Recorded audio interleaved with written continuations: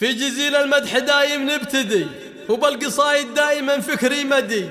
الأم صالح نحدي الجزلة حدي، زاهين فيها جزيل المفردات. تم التوزيع الفني والمكساج في استوديو مملكة الزين.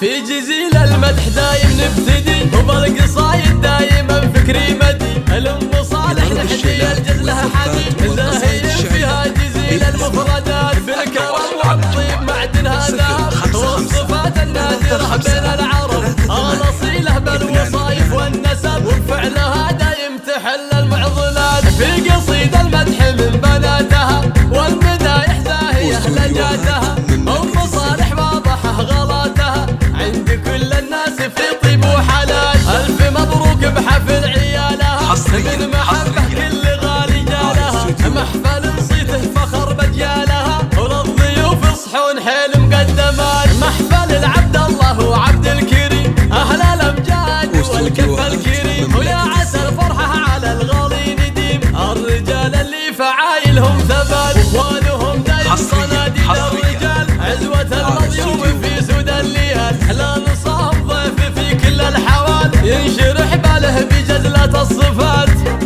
واستوديوهات مملكة الزين. في جزيل المدح دايم نبتدي، وبالقصايد دايما فكري مدي. الأم صالح نحدي الجزلة حدي، زاهين فيها جزيل المفردات. بالكرم والطيب معدنها ذهب، والصفات النادرة بين العرب. الأصيلة بالوصايف والنسب، وبفعلها دايم تحل المعضلات. في قصيد المدح من بناتها، والمدايح زاهية لجاتها.